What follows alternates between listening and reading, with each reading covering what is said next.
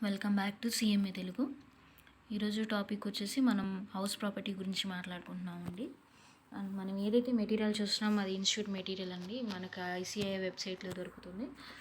And next ఈరోజు టాపిక్లో ఏం మాట్లాడుకుంటున్నామంటే హౌస్ ప్రాపర్టీకి కంప్యూట్ చేయడానికి ఏమేమి ఉంటాయి, హౌస్ ప్రాపర్టీ నుంచి వచ్చిన ఇన్కమ్ని కంప్యూట్ చేయడానికి ఎలాంటి కేటగిరీస్ ఉంటాయని చెప్పి ఈరోజు క్లాస్లో మాట్లాడుకుంటున్నాం. అండ్ ఏమేమి టాపిక్స్ ఉంటాయంటే లెట్అవుట్ ప్రాపర్టీ, అది సెక్షన్ 23 క్లాస్ 1లో చెప్తున్నారు. And self occupied property and section 23 clause 2 sub class ఏలో చెప్తున్నారు. And deemed to be let out property, ఇది సెక్షన్ 23 క్లాస్ 4లో చెప్తున్నారు. And property not actually occupied by the owner, so ఏదైతే house property ఉందో ఆ house ప్రాపర్టీలో owner ఉండట్లేదు, reason ఏదైనా అవని అది మనం డీటెయిల్గా నెక్స్ట్ ఆ టాపిక్ వచ్చినప్పుడు మాట్లాడుకుందాం. సో ఆ హౌస్ ఎవరైతే ఉందో ఆ హౌస్ ఎవరిదైతే ఉందో ఆ పర్సన్ ఆ హౌస్లో ఉండట్లేదు, ఆ ఓనర్ ఎవరైతే ఉన్నారో ఆ ఓనర్ ఆ హౌస్లో ఉండట్లేదు, అప్పుడు ఎలా ఇన్కమ్ కంప్యూట్ చేస్తారని చెప్పి section 23 clause 2 sub clause below చెప్తున్నారు.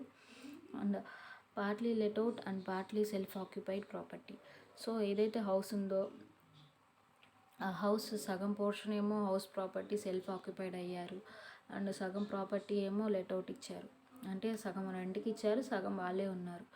అప్పుడు సెక్షన్ 23 క్లాస్ 3 అనమాట ఎలా కంప్యూట్ చేయాలో చెప్తున్నది. అండ్ ఇంకొకటి ఏంటంటే recovery of arrears of rent and unrealised rent, ఏదైనా సరే రెంట్ ఉందనుకోండి, ఏరియర్స్ ఉన్న రెంట్ మనకి ఇవ్వాల్సిన రెంట్ ఇవ్వలేదు, అది మనకి ఇప్పుడు రికవర్ అయ్యింది, సో ఎప్పటి నుంచి ఇవ్వాలి, దాదాపు ఒక 1 మంత్ నుంచి ఇవ్వాలి ఆర్ 1 ఇయర్ నుంచి నాకు రెంట్ ఇవ్వట్లేదు, ఇచ్చాడు ఇప్పుడు ఇచ్చాడు, సో ఇప్పుడు నాకు రికవర్ అయిపోయింది. అండ్ అన్రియలైజ్డ్ రెంట్, అసలు ఇవ్వాల్సిన రెంట్ ఇంకా రియలైజ్ అవ్వలేదు, సో నాకు రావాల్సిన ఇన్కమ్ నాకు ఇంకా రాలేదు, అండ్ రావాల్సిన ఇన్కమ్ రాలేదు, అది ఎప్పుడో రావాల్సిన ఇన్కమ్ ఇప్పుడు వచ్చింది, సో ఆ టాపిక్ అనమాట. సో ఇది recovery of arrears of rent and unrealised rent, ఇది సెక్షన్ 25 సెక్షన్ 25ఏలో చెప్తున్నారు. సో ఈ టాపిక్స్ అన్నిటిలో కూడా సెక్షన్ 23 కనపడుతుంది, ఒక ఏరియర్స్ ఆఫ్ రెంట్ తప్పితే. సో ఫస్ట్ టాపిక్ వచ్చేసేసి ఎలా కంప్యూట్ చేస్తాము లెట్అవుట్ ప్రాపర్టీకి సంబంధించిన రెంట్ అనేది ఎలా కంప్యూట్ చేస్తాము అనేది సెక్షన్ 23 క్లాస్ 1లో చెప్పారు.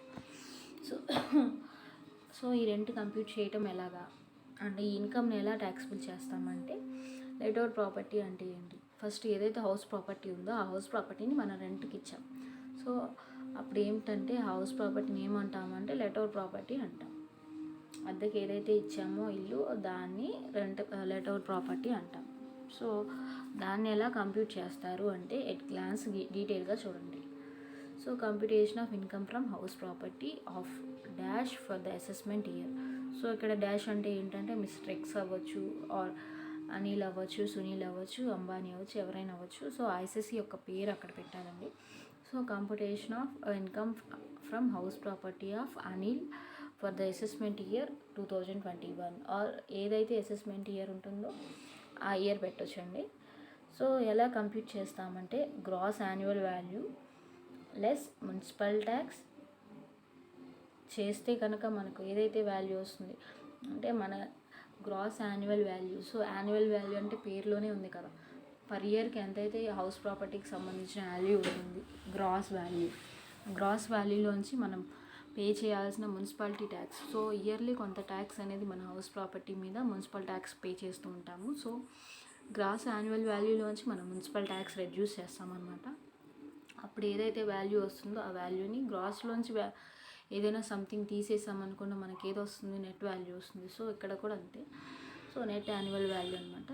మనం తర్వాత డిడక్షన్స్ అనేవి లెస్ చేస్తామన్నమాట under section 24 clause A and 24 clause B అనమాట. So standard deduction and interest on borrowed capital అనమాట. సో స్టాండర్డ్ డిడక్షన్ ఎప్పుడు కూడా 30% ఆఫ్ నెట్ యాన్యువల్ వాల్యూ, మనం ఏదైతే ఇక్కడ పైన ఈ థర్డ్ లైన్లో వచ్చిందో నెట్ యాన్యువల్ వాల్యూ, ఆ యాన్యువల్ వాల్యూ అమౌంట్ మీద 30% అనేది వేస్తే మనకి స్టాండర్డ్ వాల్యూ వస్తుంది, సో అది ఒక డిడక్షన్ అనమాట. 24 క్లాస్ ఏ స్టాండర్డ్ డిడక్షన్. సో ఇక్కడ డిడక్షన్స్ 2 ఉన్నాయి, స్టాండర్డ్ డిడక్షన్ ఒకటి, అండ్ మనకి ఇది శాలరీస్ చాప్టర్లో కూడా వచ్చిందనమాట.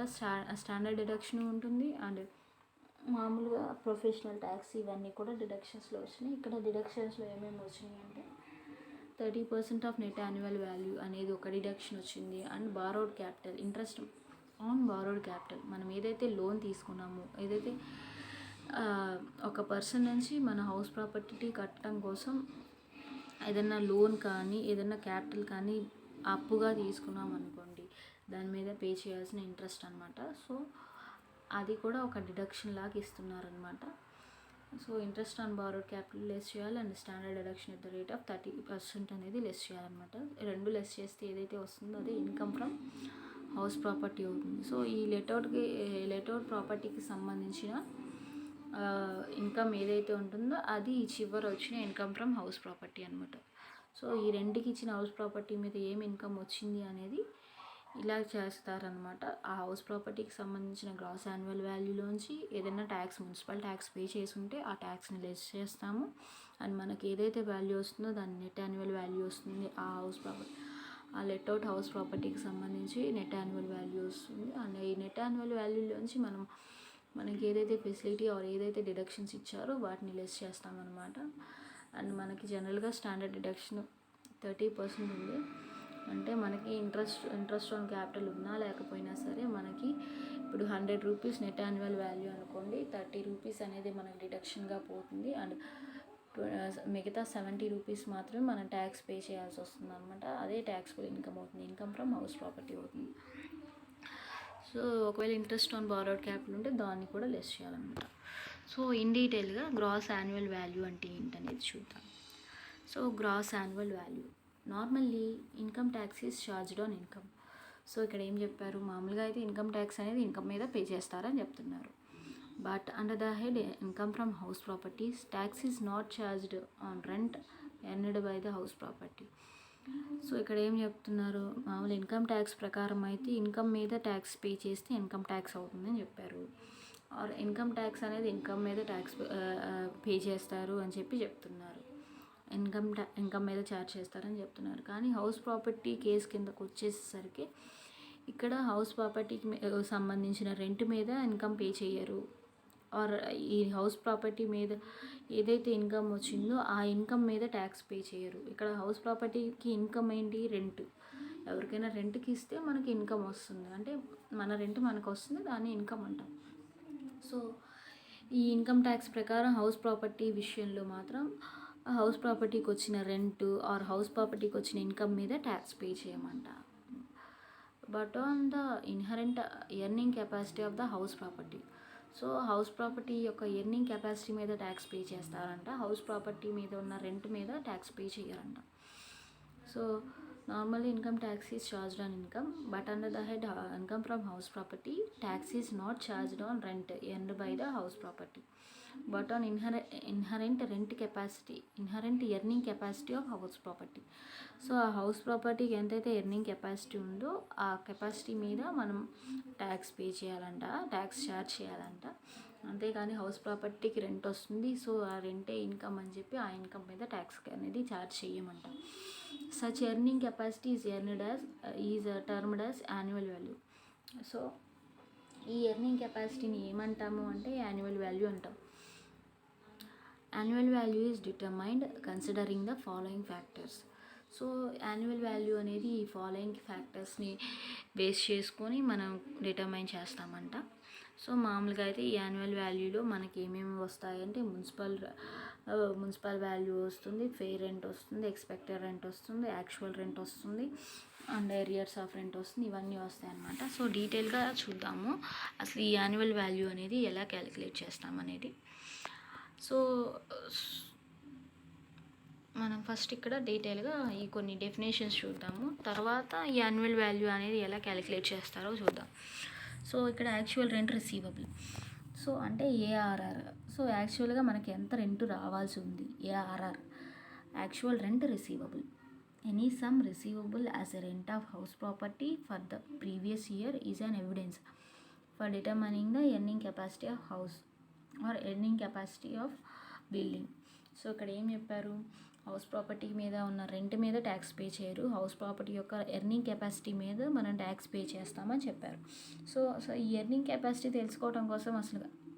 తెలుసుకోవడానికంటే ముందు అసలు ఆ ఇంటి మీద మనకి ఎంత రెంట్ వస్తుంది అనేది ముందు తెలుసుకోవాలి. సో మనకి యాక్చువల్గా ఎంత రెంట్ ఉందనేది తెలియాలి. So any some received as a rent of the house property for the previous year, ఏదైతే సమ్ ఆఫ్ అమౌంట్ అనేది రెంట్గా రిసీవ్ అయిందో ప్రీవియస్ ఇయర్లో, అది అనేది మనకు ఒక ఎవిడెన్స్ లాగా ఉంటుందన్నమాట ఈ ఎర్నింగ్ కెపాసిటీని డిటర్మైన్ చేయడం కోసం. Such actual rent receivable is to be computed on actual accrual basis. So accrual basis అంటే ఏంటి చెప్పాలి మీకు. సో అక్రూవల్ బేసిస్ అంటే మనం యాక్చువల్గా రిసీవ్ చేసుకున్నా రిసీవ్ చేసుకోకపోయినా సరే మన అక్రూవల్ బేసిస్ అంటాం. సో మనం యాక్చువల్గా రిసీవ్ చేసుకున్నాం అనుకోండి, రిసీవ్డ్ అంటాం. అలా కాకుండా యాక్చువల్గా రిసీవ్ చేసుకోవాల్సి ఉంది కానీ ఇంకా చేసుకోలేదు, అప్పుడు ఏమంటాం ఇంగ్లీష్లో అంటే రిసీవబుల్ అంటాం. సో అక్రూవల్ బేసిస్ అంటే రిసీవబుల్ బేసిస్ అనమాట. సో మామూలుగా క్యాష్ బేసిస్ అంటే డైరెక్ట్గా క్యాష్ వచ్చిందా లేదా, డైరెక్ట్గా క్యాష్ రిసీవ్ అయిందా లేదా, డైరెక్ట్గా క్యాష్ పేమెంట్ అయిందా లేదా అని చెప్పి అంటాం. అలా కాకుండా అక్రూవల్ బేసిస్ అనుకోండి, రిసీవ్ అవ్వని రిసీవ్ అవ్వకపోని అక్రూవల్ బేసిస్. రిసీవ్ అయింది అనుకోండి రిసీవ్డ్ అంటాం, రిసీవ్ కాకపోయింది అనుకోండి రిసీవ్ అవ్వాల్సింది ఇంకా అవ్వలేదు, receivable, it is a receivable అంటాము. సో ఇక్కడ ఎప్పుడు కూడా యాక్చువల్ రెంట్ అనేది రిసీవబుల్ అనమాట. యాక్చువల్ రెంట్ అనేది receivable is to be computed on accrual basis. However where tenant pays rent, కానీ ఎక్కడైతే టెనెంట్ రెంట్ పే చేస్తూ ఉంటాడో which is influenced by benefits provided by the owner of property, such rent must be disintegrated to determine actual rent, de facto rent of the property. So ఇక్కడ ఏం చెప్తున్నారంటే మనకి ఎక్కడైతే tenant rent pay చేస్తూ ఉంటాడో అక్కడ మన బెనిఫిట్స్ అనేవి ఇన్ఫ్లుయెన్స్ అవుతాయి అన్నమాట. సో అక్కడ బెనిఫిట్స్ తక్కువ ఉంటుంది అని చెప్తున్నారనమాట ఈ హౌస్ ప్రాపర్టీ కింద. సో మనం ఆల్రెడీ మన హౌస్ ప్రాపర్టీ ఎవరికి రెంట్కి ఇవ్వలేదు, అప్పుడు దాని మీద పే చేయాల్సినది, దాని నుంచి ఏ రెంట్ రాకపోతే అప్పుడు సిచ్యువేషన్ వేరు. కానీ ఇక్కడ టెనెంట్ మనకి రెంట్ పే చేస్తున్నాడు. సో టెనెంట్ ఉన్నాడు కానీ మనకి రెంట్ ఇవ్వట్లేదు, అప్పుడు ఏరియర్స్ ఆఫ్ రెంట్ అంటాం. సో ఇక్కడ రెంట్ అనేది పే చేస్తున్నాడు. సో అక్కడ మనకు బెనిఫిట్ అనేది which is influenced by benefits. So మనకి ఎవరైతే ఓనర్ బెనిఫిట్స్ ప్రొవైడ్ చేస్తున్నారో ఆ ఓనర్కి ఒక బెనిఫిట్స్ అనేవి ఇన్ఫ్లుయెన్స్ అవుతాయి అన్నమాట. So which is influenced by benefits provided by the owner of property, such rent must be disintegrated. So ఆ రెంట్ని అనేది మనం డిసింటిగ్రేట్ చేయాలంటే to determine actual rent. So actual rent ఏదైతే ఉందో ఆ యాక్చువల్ రెంట్ని మనం క్యాలిక్యులేట్ చేయడం కోసం ఏదైతే రెంట్ ఉందో దాన్ని ఏదైతే టెనెంట్ పే చేస్తూ ఉంటాడో యాక్చువల్గా ఆ రెంట్ని మనం డిసింటిగ్రేట్ చేయాలన్నమాట కనుక్కోవడానికి కోసం. ఏదైతే యాక్చువల్ రెంట్ ఉంటుందో దాన్ని కనుక్కోవటం కోసం. సో దాన్ని ఏమంటారు అంటే డీఫ్యాక్టో రెంట్ అంటారు. సో డీఫ్యాక్టో రెంట్ అంటే actual rent receivable minus cost of amenities. So ఇక్కడ ఏం చెప్తున్నారు అంటే మనం ఏదైనా సరే హౌస్ ప్రాపర్టీ ఇచ్చాము, ఏదైనా ఫర్నిచర్ ఇంక్లూడ్ అయ్యి ఇచ్చామనుకోండి, సో మన యాక్చువల్ రెంట్ కాకుండా ఆ ఎమ్యూనిటీకి సంబంధించిన రెంట్ ఏదైతే ఉంటుందో ఆ రెంట్ అనేది అమ్యూనిటీకి సంబంధించిన కాస్ట్ ఏదైతే ఉందో ఆ కాస్ట్ అనేది మనం రెడ్యూస్ చేసుకోవాలన్నమాట. సో దాన్ని డీఫ్యాక్టో రెంట్ అంటారు. సో ఈ డీఫ్యాక్టో రెంట్ అంటే actual rent minus actual rent receivable minus. So ఎంతైతే యాక్చువల్గా మనకి రెంట్ రావాల్సి ఉందో అంత రెంట్ మైనస్ ఏదైతే ఎమ్యూనిటీస్ యొక్క కాస్ట్ ఉందో ఆ కాస్ట్ని రెడ్యూస్ చేయాలి. While computing actual rent receivable, outstanding rent shall be considered, but advanced rent received during the financial year is not to be considered. So ఏదైతే మనకు అవుట్ స్టాండింగ్ రెంట్ ఉందో అంటే రావాల్సి ఉంది ఇంకా రాలేదు బాకీ ఉంది, ఏరియర్స్ ఆఫ్ రెంట్ అనొచ్చు, అవుట్ స్టాండింగ్ రెంట్ కాకుండా అది ఇంక్లూడ్ చేస్తారు. కానీ ఏరియర్స్ ఆఫ్ రెంట్ అంటే అడ్వాన్స్డ్ ఆఫ్ రెంట్ అనేది ఇంక్లూడ్ చేయరనమాట, ఏరియర్స్ ఆఫ్ రెంట్ అనేది ఇంక్లూడ్ చేస్తారు while computing the actual rent. So actual rent compute చేసేటప్పుడు మనకి ఏదైతే రెంట్ రిసీవ్ అయిందో రిసీవబుల్ అయిందో దాన్నే కన్సిడర్ చేస్తాము. అంతేకాని మనము ఇంకా మంత్ కంప్లీట్ అవ్వకుండానే రెంట్ పే చేసేసాము అంటే అడ్వాన్స్ ఇచ్చారు, సో అలాంటి అడ్వాన్స్ అనేది ఇంక్లూడ్ చేసుకోరనమాట. So but advance rent receive during the financial year is not to be considered. So ఇది యాక్చువల్ రెంట్ అంటే ఏదైనా సమ్ అనేది రిసీవ్ అయినప్పుడు మన హౌస్ ప్రాపర్టీ కింద మనకి టెనెంట్ ఇస్తున్నప్పుడు దాంట్లో ఏదన్నా సరే కాస్ట్ ఆఫ్ ఎమ్యూనిటీస్ ఉన్నాయనుకోండి, ఆ ఎమ్యూనిటీస్ అనేవి యాక్చువల్ రెంట్లోంచి రెడ్యూస్ చేయాలన్నమాట. సో ఏదైతే హౌస్ ప్రాపర్టీలో మనం with furniture or with accommodation మనం ఇచ్చామనుకోండి, హౌస్ ప్రాపర్టీలోంచి ఏదైతే యాక్చువల్ రెంట్ ఉందో ఆ యాక్చువల్ రెంట్లోంచి ఈ కాస్ట్ ఆఫ్ ఎమ్యూనిటీస్ అనేవి రెడ్యూస్ చేయాలన్నమాట. సో దాన్ని ఏమంటారంటే డీఫాక్టో రెంట్స్ అంటారు. డీఫాక్టో రెంట్ అంటారు. While computing actual rent receivable. So ఏదైతే యాక్చువల్ రెంట్ రిసీవబుల్ క్యాలిక్యులేట్ చేస్తామో అప్పుడు మనం ఏదైతే అవుట్ స్టాండింగ్ రెంట్స్ ఉన్నాయో వాటిని ఇంక్లూడ్ చేయాలి, అండ్ ఏదైతే అడ్వాన్స్డ్ రెంట్లు ఉన్నాయో అవి ఎక్స్క్లూడ్ చేయాలన్నమాట. అండ్ నెక్స్ట్ వచ్చేసి gross municipal value. So gross municipal value అంటే ఏంటి? It means the annual value of property decided by municipality. So municipality house property యొక్క యాన్యువల్ వాల్యూ అనేది డిసైడ్ చేస్తుంది అనమాట. నీ మున్సిపల్ వాల్యూ ఇంత అని చెప్పి యాన్యువల్ వాల్యూ మున్సిపల్ వాల్యూ అని చెప్పి మున్సిపాలిటీ అనేది డిసైడ్ చేస్తుంది అనమాట. సో దాన్ని గ్రాస్ మున్సిపల్ వాల్యూ అంటారు. It means annual value of property, ఆ హౌస్ ప్రాపర్టీ యొక్క యాన్యువల్ వాల్యూ మున్సిపాలిటీ కనుక డిసైడ్ చేస్తే దాన్ని గ్రాస్ మున్సిపల్ వాల్యూ అన్నారు. On which they charge municipal tax. So ఆ మున్సిపల్ వాల్యూ ఏదైతే ఉందో ఆ మున్సిపల్ వాల్యూ మీద మనం మున్సిపల్ ట్యాక్స్ అనేది ఛార్జ్ చేస్తామన్నమాట. సో యాన్యువల్గా నీకు ఇంత నీ హౌస్ ప్రాపర్టీ మీద యాన్యువల్గా 10,000 అని చెప్పి గ్రాస్ మున్సిపల్ వాల్యూ మున్సిపాలిటీ మనకి చెప్పింది అనుకోండి. దాని మీద మనం ఒక 10% వేసుకున్నారనుకోండి, 10% నువ్వు కట్టాలి మున్సిపల్ ట్యాక్స్ అని చెప్పారనుకోండి. నీ municipal value gross municipal value వచ్చేసి నీ హౌస్ ప్రాపర్టీకి 10,000 అని చెప్పారనుకోండి. మున్సిపల్ ట్యాక్స్ మనం 10% అన్నారు కాబట్టి 1,000 మనం మున్సిపల్ ట్యాక్స్ కింద ప్రతి ఇయర్ పర్ యానం మనం 1,000 అనేది మనం మున్సిపల్ ట్యాక్స్ కింద పే చేయాలన్నమాట. Such valuation may also be taken as evidence of earning capacity of the property. So ఈ మున్సిపల్ వాల్యూ అవ్వచ్చు ఆర్ ఈ హౌస్ ప్రాపర్టీకి సంబంధించిన మున్సిపల్ ట్యాక్స్ అవ్వచ్చు ఆర్ మున్సిపల్ వాల్యూ అవ్వచ్చు, ఇవి కూడా మన హౌస్ ప్రాపర్టీ యొక్క ఎర్నింగ్ కెపాసిటీని డిసైడ్ చేస్తుంది. అండ్ పైన పాయింట్లో అయితే యాక్చువల్ రెంట్ రిసీవబుల్ అని బట్టి మనం ఎర్నింగ్ కెపాసిటీ రిసీవ్ చేసుకోవచ్చు అని చెప్పారు. అండ్ ఇక్కడ యాక్చువల్గా మున్సిపల్ వాల్యూ ఎంత ఉంది దాన్ని బట్టి కూడా మన హౌస్ ప్రాపర్టీ యొక్క ఎర్నింగ్ కెపాసిటీ అనేది డిసైడ్ చేయొచ్చు అని చెప్తున్నారు అనమాట. So in metro cities, so మనకి కొన్ని మెట్రో సిటీస్ ఉన్నాయండి ఇండియాలో. చెన్నై, ఢిల్లీ, కోల్కతా, ముంబై. సో ఈ 4 అనేవి మనకి మెట్రో సిటీస్ అండి. Municipal authorities charge tax on net municipal values after giving a deduction for repairs being 10% of gross municipal value on an allowance for service taxes like sewage tax, water tax, etc. as a percentage of net municipal value.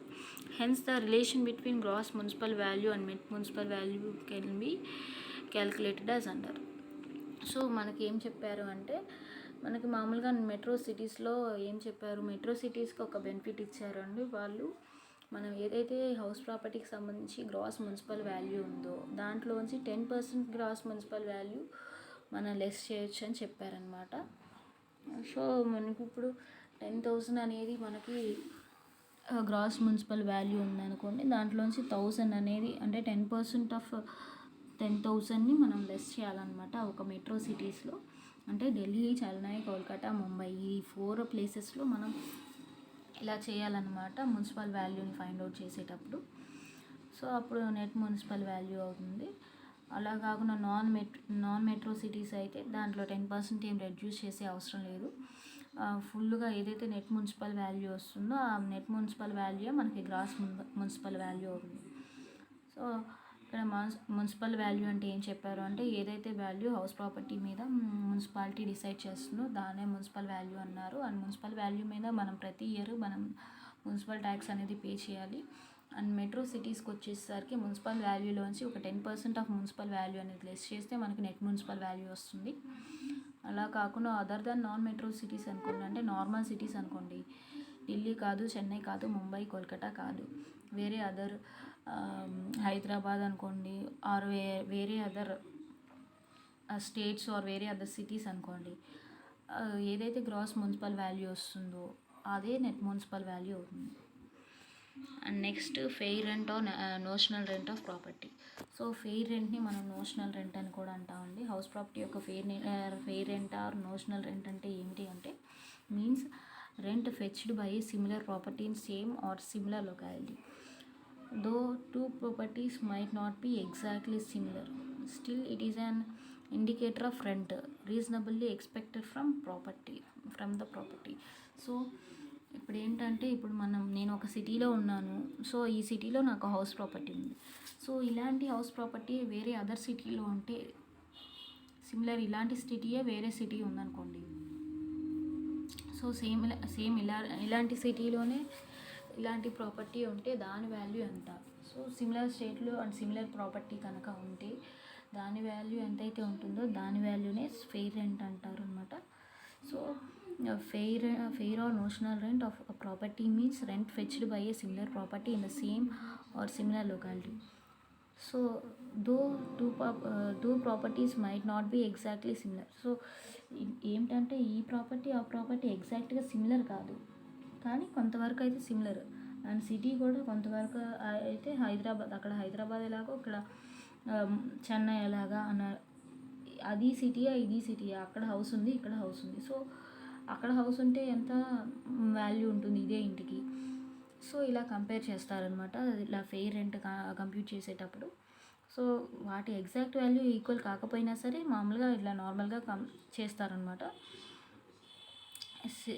So అది ఒక indicator అనమాట rent find out చేయడానికి.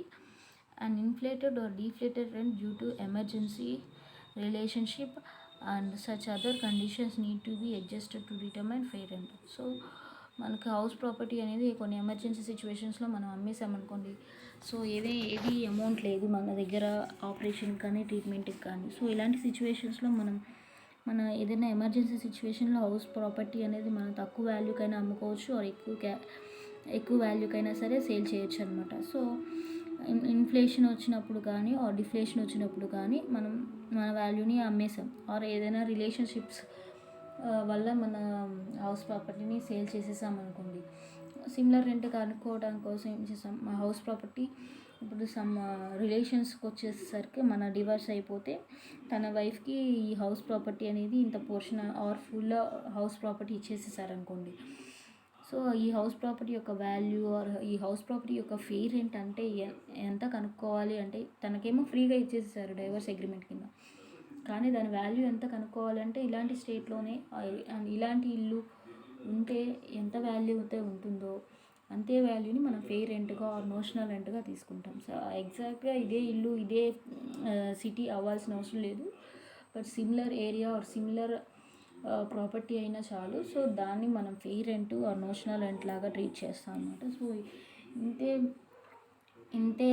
ఇంతే amount of land, ఇంతే amount of ఇల్లు and ఇలాగే city or ఇలాగే ఒక ప్లేస్ అనుకోండి, ఈ స్టేట్లో ఎలా అయితే ఉందో ఆ స్టేట్లో కూడా ఇంచుమించు అలానే ఉంటుందని చెప్పి ఇదే రెంట్ కూడా అని చెప్పి అదే రెంట్ లాగా వేస్తారనమాట. అదే ఫెయిర్ రెంట్ లాగా నోషనల్ రెంట్ లాగా వేస్తారు. For instance A property was let out to A friend or for a monthly rent of 2000 which might be let out to another person at a rent of 2500. In such case pay rent of the property shall be 2500. So ఇక్కడ ఏం చెప్పారు, మనకి friend అనే కారణంగా మనం rent తగ్గించి ఇచ్చాము. So మన హౌస్ ప్రాపర్టీ ఏదైతే ఉందో దాన్ని రెంట్కి ఇచ్చేసాము మన ఫ్రెండ్కి. సో రెంట్ ఎంతకి ఇవ్వాలి, 2500కి ఇవ్వాలి, కానీ నేను 2000కే ఇచ్చాను. నా ఫ్రెండ్ కదా, వాల్యూ ఉండాలి కదా, ఫ్రెండ్ ఏదో ఒకటి బెనిఫిట్ ఇవ్వాలి. నా ఫ్రెండ్ అసలు రెంట్ వద్దన్నాను, అయినా కానీ నాకు రెంట్ ఇస్తున్నాడు కాబట్టి నేను తక్కువ అమౌంట్ తీసుకున్నాను. సో 2500 ఉన్న రెంట్ని నేను 2000కి ఇచ్చేసాను. సో దాని యాక్చువల్ వాల్యూ అది కాదు, 2000 కాదు. సో దానికి యాక్చువల్గా ఫెయిర్ రెంట్ ఎంత అంటే 2500. సో అదే చెప్తున్నారు అనమాట, నువ్వు 2500 ఉన్నదాన్ని 2000కే ఇచ్చావు. సో దానికి ఫెయిర్ రెంట్ వచ్చేసేసి 2500. సో 2500 మీద నువ్వు ట్యాక్స్ పే చేయాలి. So gross annual value calculate చేసేటప్పుడు ఈ 2500 ఫెయిర్ రెంట్గా తీసుకుంటామని చెప్తున్నారు. Next standard rent under rent control act. ఇక్కడ స్టాండర్డ్ రెంట్ గురించి చెప్తున్నారు. మనకి ఏమేమి అయిపోయినాయి, యాక్చువల్ రెంట్ అయిపోయింది, మున్సిపల్ వాల్యూ ఒకటి అయిపోయింది, ఫెయిర్ రెంట్ ఒకటి అయిపోయింది. నెక్స్ట్ ఇది ఏంటి, స్టాండర్డ్ రెంట్ అనమాట. So standard rent under rent control act. So standard rent is the maximum rent which a person can legally recover from his tenant under rent control act, prevailing in the state in which property is situated. So ఎక్కడైతే మన house property ఉందో ఆ property యొక్క concerned state ఏదైతే ఉందో, ఇప్పుడు నా house అనేది ఆంధ్రప్రదేశ్లో ఉంది, గుంటూరులో ఉంది. సో ఈ గుంటూరుకు సంబంధించి రెంట్ కంట్రోల్ యాక్ట్ని మనం ఫాలో అవుతాం అనమాట. సో ఒకవేళ ఈ మనకు సంబంధించిన ఈ టెనెంట్ అనే వ్యక్తి మన ఇంట్లో ఎవరైతే రెంట్కుంటున్నారో ఆ పర్సనే మన టెనెంట్ అంటాము. సో తను నాకు రెంట్ ఇవ్వట్లేదు. సో ఈ రెంట్ కంట్రోల్ యాక్ట్ని మనం ఫాలో అవుతూ స్టాండర్డ్గా ఎంత రెంట్ ఉంది ఈ హౌస్కి అని చెప్పి ఆ టెనెంట్ నుంచి ఓనర్ ఎవరైతే ఉన్నారో అంటే నేను క్లెయిమ్ చేసుకోవచ్చు అనమాట. సో ఈ రెంట్ కంట్రోల్ యాక్ట్లో ఎంతైతే స్టాండర్డ్గా ఇంత అమౌంట్ అని చెప్పి నీ హౌస్ ప్రాపర్టీకి ఇంత అమౌంట్ నువ్వు తీసుకోవచ్చు అని కనుక రెంట్ కంట్రోల్ యాక్టే చెప్పుంటే అంతే అమౌంట్ని మనం ఆ టెనెంట్ నుంచి క్లెయిమ్ చేయొచ్చు అనమాట. A landlord cannot reasonably expected to receive from a tenant any amount more than the standard rent. So ఒకవేళ మనం మామూలుగా అయితే టెనెంట్ నుంచి నేను ఇంతకి రెంట్కి ఇస్తాను నీకు, నా హౌస్ ప్రాపర్టీ నీకు ఇంత వాల్యూకి రెంట్కి ఇస్తాను నీకు అని చెప్పొచ్చు. సరే అని ఒప్పుకొని కొన్ని రోజుల తర్వాత నేను అంత ఇవ్వలేను, నేను ఇంతే ఇస్తాను అంటున్నాడు. అసలు ఇవ్వటం మానేశాడు. అసలు ఉన్న రెంట్ అనేది అగ్రీ అయిన రెంట్ అనేది ఫస్ట్లో కొంచెం తక్కువ ఇచ్చాడు, తర్వాత అసలు ఇవ్వడమే మానేశాడు. సో రెంట్ కంట్రోల్ యాక్ట్ దగ్గరికి వెళ్ళి చెప్తే స్టాండర్డ్ రెంట్ ఏంటంటే, కాదు నేను అగ్రీ అయిన రెంట్ కంటే నువ్వు స్టాండర్డ్ రెంట్ అనేది నువ్వు చెప్పేది తక్కువ ఉందని చెప్పి రెంట్ కంట్రోల్ యాక్ట్ని డిమాండ్ చేయడానికి ఏ ఓనర్కి రైట్ ఉండదన్నమాట. సో ఎంతైతే స్టాండర్డ్ రెంట్ ఇంత రెంట్ మాత్రమే టెనెంట్ నుంచి నువ్వు తీసుకోవాలని చెప్పారు, అంత రెంటే తీసుకోవడానికి కుదురుతుంది. అంతేకాని నువ్వు ఎంతైతే అగ్రీ చేసుకున్నావో రెంట్ మంత్లీ 10,000కి ఇస్తానని చెప్పావు, సరే నేను అగ్రీ అయ్యాడు, తర్వాత 5,000 ఇచ్చాడు, తర్వాత అసలు ఇయడమే మానేశాడు. సో ఇక్కడ వచ్చి రెంట్ కంట్రోల్ యాక్ట్ కూడా 5,000 స్టాండర్డ్ రెంట్ నీ హౌస్ మీద, అంతకంటే ఎక్కువ నువ్వు రెంట్ తీసుకోవడానికి వీల్లేదా అన్నది అనుకోండి రెంట్ కంట్రోల్ యాక్ట్. అప్పుడు మనం ఈ 5,000 కంటే ఎక్కువ తీసుకోలేము. సో ఏదైతే అన్పెండింగ్ రెంట్ ఏదైతే ఉందో, అంటే మనకి ఇంకా పే చేయకుండా బ్యాలెన్స్ ఏదైతే ఏరియర్స్ ఉందో ఆ రెంట్ అమౌంట్ వరకు మనం ట్యాక్స్ రిసీవ్ చేసుకోవచ్చు అనమాట. రెంట్ అమౌంట్ వరకు మనం మళ్ళీ టెనెంట్ నుంచి రిసీవ్ చేసుకోవచ్చు అనమాట పేమెంట్. దాన్ని మనం స్టాండర్డ్ రెంట్ అంటాము. అండ్ ఆ స్టాండర్డ్ రెంట్ ఎవరు డిసైడ్ చేస్తారంటే రెంట్ కంట్రోల్ యాక్ట్ అనమాట. సో ఈ రెంట్ కంట్రోల్ అనేది ఒక్కొక్క స్టేట్కి ఒక్కొక్క రకంగా ఉంటుంది. It can be concluded that if the property is covered by the rent control act, then reasonably expected rent cannot be exceed standard rent. So రీజనబుల్గా మనం ఎంతైతే రెంట్ తీసుకుంటున్నామో అది ఎప్పుడు కూడా స్టాండర్డ్ రెంట్ కంటే ఎక్కువ ఉండకూడదండి. సో 10,000 వాల్యూ ఉన్న రెంట్ అండ్ రీజనబుల్గా మనం ఎంత తీసుకుంటున్నాం, మంత్లీ 10,000 తీసుకుంటున్నాం టెనెంట్ నుంచి. అండ్ స్టాండర్డ్ రెంట్ ఎంత చెప్తున్నారు, రెంట్ కంట్రోల్ యాక్ట్ 5,000 చెప్తున్నారు. సో 5,000 కంటే ఎక్కువ ఉండకూడదు మన ఎగ్జాంపుల్ ప్రకారం. సో ఎలా కంక్లూడ్ చేస్తున్నారంటే, it can be concluded that if the property is covered by the rent control act, then reasonable expected rent cannot exceed standard rent అనమాట. నెక్స్ట్ వచ్చేసి ట్యాక్స్ పాయింట్ ఏం చెప్తున్నారంటే, reasonable expected rent cannot exceed standard rent but can be lower than standard rent. So ఇక్కడ ఏం చెప్తున్నారు, standard rent కంటే ఎక్కువ ఉండకూడదు కానీ తక్కువ అయితే ఉండొచ్చు అని చెప్తున్నారు. సో నువ్వు తీసుకునే వాల్యూ ఎంత, 4,000 తీసుకుంటున్నావు అనుకోండి, అండ్ రెంట్ కంట్రోల్ యాక్ట్ 5,000 ఉంటుంది నీ రెంట్ అని చెప్పి స్టాండర్డ్ రెంట్ 5,000 ఇద్దని చెప్పారు. సో తక్కువ ఉండొచ్చు కానీ ఎక్కువ ఉండకూడదు అనమాట. సో టెనెంట్ నుంచి నువ్వు అప్పుడు 4,000 కూడా కంప్లీట్గా క్లెయిమ్ చేసుకోవచ్చు అనమాట, రెంట్ ఇవ్వకపోయిన సిచ్యువేషన్స్లో రెంట్ కంట్రోల్ యాక్ట్ని బేస్ చేసుకొని. సో అదనమాట. అండ్ ఎలా కంప్యూట్ చేయాలి అంటే కొన్ని స్టెప్స్ ఇచ్చారండి. Step 1, step 2, 3, 4. సో ఇవి ఎలా కంప్యూట్ చేయాలనేది మనం నెక్స్ట్ క్లాస్లో చూద్దాం. అండ్ చెప్తూ పోతుంటే క్లాస్ చాలా లాగ్ అయిపోతుంది, చాలా ఎక్కువ అయిపోతుంది. అండ్ 30 మినిట్స్ కంటే క్లాస్ ఎక్కువ ఉంటే చాలా బాగోదు. And thanks for watching. Please like, share, subscribe to my channel CMA Telugu. Please like, share, subscribe to my channel CMA Telugu.